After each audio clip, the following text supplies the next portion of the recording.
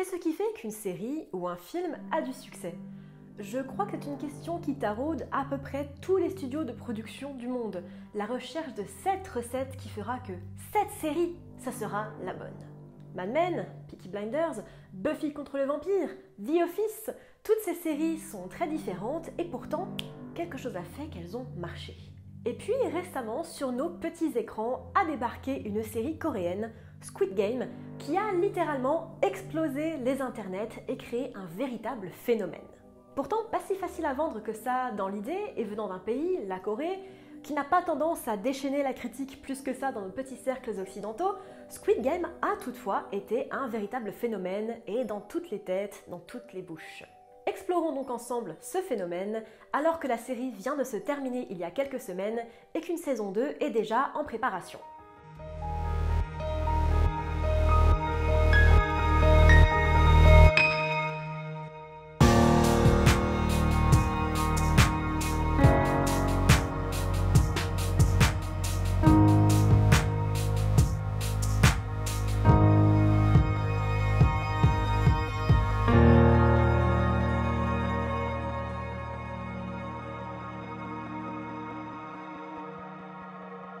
Bonjour à tous, je suis Noémie, bienvenue sur Horizon Universe. Ça ne nous a peut-être pas échappé si vous ne vivez pas dans une grotte, mais déjà... j'ai un nouveau fond. Ouais. Mais ensuite, une série coréenne, Squid Game, donc, vient de débarquer sur Netflix et on en parle absolument partout. La série a un scénario assez simple. 456 joueurs, tous endettés jusqu'aux dents ou presque, participent à une sorte de compétition de manière plus ou moins forcée, ou en tout cas sous de faux airs d'argent facile, où chaque jeu, d'apparence assez enfantin, met en danger les joueurs, les tuant s'ils ne suivent pas les règles, ou perdent. Seong Jin-hoon, notre personnage principal, papa qui traîne ses dettes de jeu, fait tout pour survivre à ce jeu infernal, tout en tentant de garder son humanité. Scénario simple donc, et pourtant incroyablement complexe. En effet, derrière ces jeux complètement barrés, se cache une vraie machine, une logistique de fou, avec des centaines de personnes travaillant sur le site, et un homme masqué et habillé de noir qui supervise toute l'opération. Nous suivons plusieurs joueurs à l'issue du second épisode, qui laissent le choix à nos personnages de stopper la partie, dont Sae-byok, Swang-woo et Ali, qui forment une petite équipe pour se protéger du reste du groupe. Et à partir de là, en 9 épisodes, la série a juste littéralement implosé. Des vues incroyables, des mèmes de partout, et même déjà un impact dans les cours de récré de nos plus jeunes. Une œuvre, quel que soit le médium, c'est un peu comme une recette de cuisine. Chaque ingrédient est absolument primordial pour la réussite finale de cette recette. Et si Squid Game les réunissait tous? Voyons en 5 points ce qui a fait le succès de la série selon moi.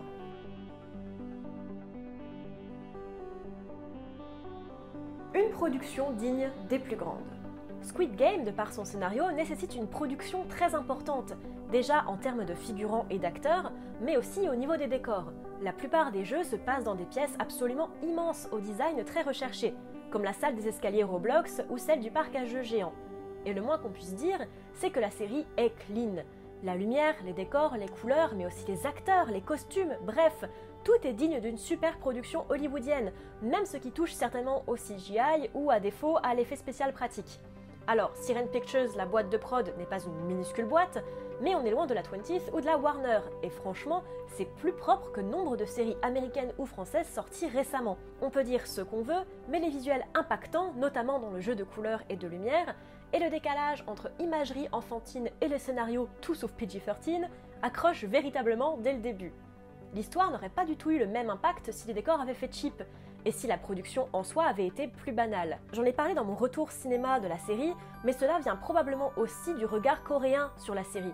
Le cinéma coréen a un visuel bien différent du nôtre avec une colorimétrie très appuyée. Des acteurs engageants. Parce que oui, ce qui a permis aux spectateurs de vraiment accrocher à cette série au scénario si particulier, c'est bien la performance des acteurs, qui ont tout fait pour rendre le personnage intrigant ou attachant. Lee Jung-jae, qui joue notre personnage principal, fait un travail fantastique là-dessus, mais ils sont tous absolument excellents, notamment Jung Ho-yeon, déjà très connu pour son travail de mannequin, mais qui fait ses débuts d'actrice avec cette série, ainsi que Yeong Soo-ho, qui joue Oh Il-nam. Et ce qui est fort, c'est que la plupart des personnages ne sont même pas foncièrement sympathiques, Ali mis à part. En effet, ils sont pour la plupart prêts à gagner à tout prix, allant parfois jusqu'à tuer ou empêcher les autres de jouer ou de gagner, comme avec le personnage de Jang Deok-soo, le malfrat, ou Han Min-yo, parfois franchement irritantes.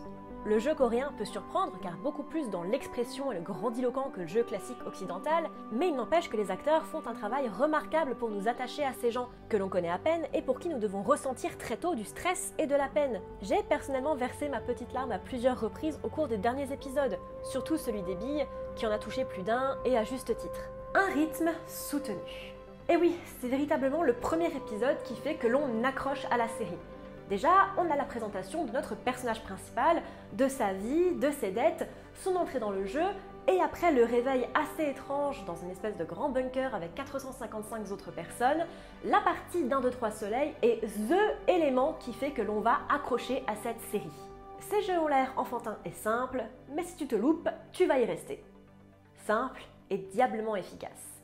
Simple et efficace, mais aussi soudain et absolument horrifique. Si le deuxième épisode se relâche un peu plus, permettant au personnage comme au spectateur de se poser les bonnes questions, à savoir risquer sa propre vie et celle d'autres personnes pour une somme d'argent absolument mirobolante, les 7 épisodes suivants sont extrêmement rythmés, avec des retournements de situation ou des passages extrêmement anxiogènes, très rapprochés les uns des autres. C'est une série qui sait véritablement tenir son public en haleine, de 2 manières différentes. Soit par la présentation des jeux, après tout nous sommes dans une ère post-Game of Thrones, post-saison 1 et post-Red Wedding, où nous pouvons donc avoir légitimement peur pour chacun de nos personnages principaux, soit, et j'y viendrai dans le point suivant, par la recherche du mystère qui entoure le jeu en lui-même. Un mystère également soutenu. En effet, dans la continuité du rythme, c'est véritablement l'essence même de la raison même du jeu qui tient aussi le public en haleine. Si on s'attend, en tout cas pour ma part, assez rapidement au dévoilement des VIP, la raison même du jeu n'est dévoilée qu'à la fin de l'épisode 9, dans une scène absolument déchirante. Ce mystère entretenu et dévoilé avec le personnage du policier, Won Jung-ho, apporte un petit élément de thriller qui touchera bien plus le public que l'aspect dystopique du jeu en lui-même, et qui permettra bien sûr de toucher un public beaucoup plus large.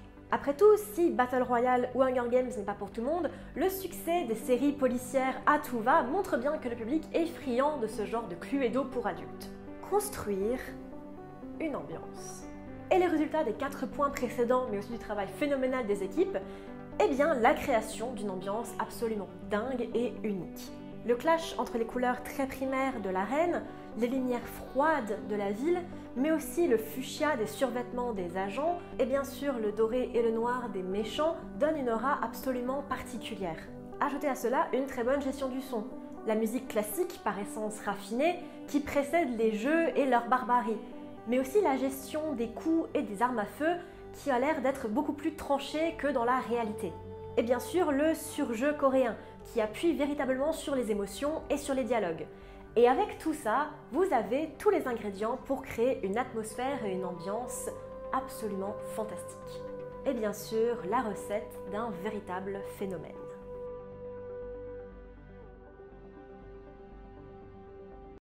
Squid Game a réussi le pari de créer de la SF dystopique accessible à tous.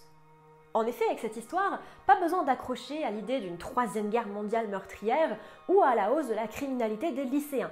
Non, non, juste de notre bon vieux monde un peu pourri.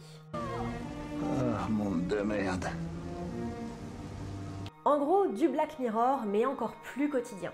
La dystopie est un genre qui fonctionne étrangement bien dans le mainstream, comme montrent les 2 œuvres que j'ai déjà citées, mais aussi des livres et des films, comme Le Labyrinthe, Children of Man ou encore La Route. De même, cette série est un véritable tour de force dans un marché saturé par la nouveauté et la sortie quasiment quotidienne de films et de séries, surtout sur une plateforme comme Netflix. Nous sommes bombardés constamment par la nouveauté, le neuf, de nouveaux médias audiovisuels, toujours plus trash, toujours plus fou, toujours plus coloré. Et tous tentent d'utiliser les mêmes ingrédients, très souvent avec un résultat assez inégal. Pourtant, pour Squid Game, ça a marché. Pourquoi ? Eh bien, je dirais que c'était le moment parfait pour cette série. Je l'ai déjà dit sur cette chaîne, mais notre monde est profondément dystopique. Et avec cette série, tellement plausible, tellement humaine, tellement trash, et en même temps tellement crédible, j'ai envie de dire, ça pouvait que marcher. Et avec le mélange du thriller, eh bien, je suis profondément heureuse de voir des projets pareils fonctionner et de voir enfin une certaine reconnaissance de la dystopie dans le mainstream et les grands médias. Et je n'ai qu'une chose à dire pour conclure, le mainstream peut faire de la très grande SF. Par contre, qu'on soit d'accord, la saison 2, j'y crois pas un seul instant, je trouve que ça ne sert à rien. Mais j'attends de voir. Merci à tous de m'avoir suivi dans cette petite vidéo sur Squid Game, ce petit arrêt sur image. Je l'ai dit, c'est une série que j'ai profondément beaucoup aimée et j'avais très envie de décortiquer un petit peu ce phénomène avec vous aujourd'hui. Dans ce tout nouveau fond, j'espère que cette petite vidéo assez courte vous aura plu. Ça a été un véritable plaisir pour moi de chercher les ingrédients de la réussite de cette série. Je vous retrouve très bientôt sur YouTube et surtout à bientôt dans l'univers.